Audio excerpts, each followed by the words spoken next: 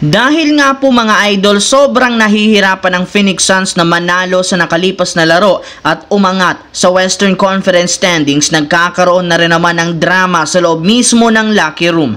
Isa dyan ay ang hindi pagkakasundo nina Devin Booker at ang kanilang head coach na si Coach Mike Budenholzer. Una nga sinabi ni Booker na isa nga sa mga problema ng Suns bakit parati silang natatalo ay ang lack of communication. Masyado nga silang tahimik sa loob ng court at sa bench, maging sa locker room na pinabulaanan rin naman ang kanilang coaching staff, lalo ni Coach Budenholzer. Sinabihan pa siya nito na bawasan ang pagiging vocal nito sa loob ng court, which is ikinabigla na hindi talaga kinagusto ni Devin Booker. At dahil sa nangyaring ito at posible na naman pagkalaglag ng Suns, maraming ang mga analyst ang naniniwala na ire-request ni Devin Booker sa front office ng Suns na itanggalin ang kanilang head coach na si Budenholzer dahil halos wala rin naman nga itong nagawang adjustment para matulungan ang team na manalo. Samantala, simula nga po mga idol nang magsunod-sunod ang panalo ng Los Angeles Lakers,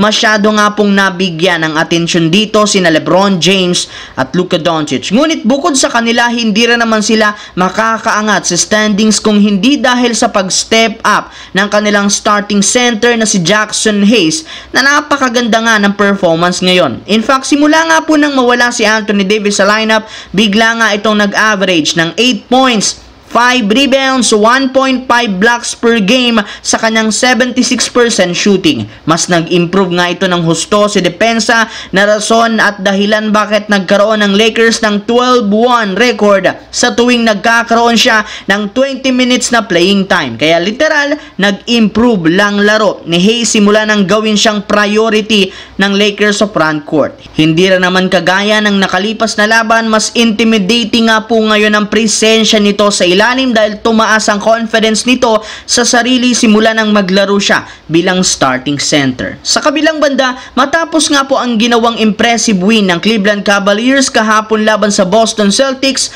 tabla na sa 2-2 ang kanilang series. Well, iyan ang huling pagkakataon na magkakatapat ang Cleveland Cavaliers at Boston Celtics ngayong season. Pero hindi rin naman ibig sabihin nito na yun na ang huling pagkikita nga dahil sa ipinakita nga pong performance ng dalawang bigating team na ito, hindi malabo na maglaban ulit sila sa Eastern Conference Finals. Ayon sa isang analyst, sure ball nga daw na makukuha ng Cavaliers ang number 1 seed habang malaki rin naman ang tsansa ng Boston na manatili sa ika-second seed ng standings. Ibig sabihin na hindi talaga sila magkakatapat sa first round at maging sa second round. Kaya ang nakita nga ninyong napakainit na bakbakan ay siyang posibleng preview ng East Finals kung saan hindi natin alam kung sino sa dalawa ang mananalo, which is hindi rin naman nakapagtataka since halos pantay ang lakas ng dalawang team na ito.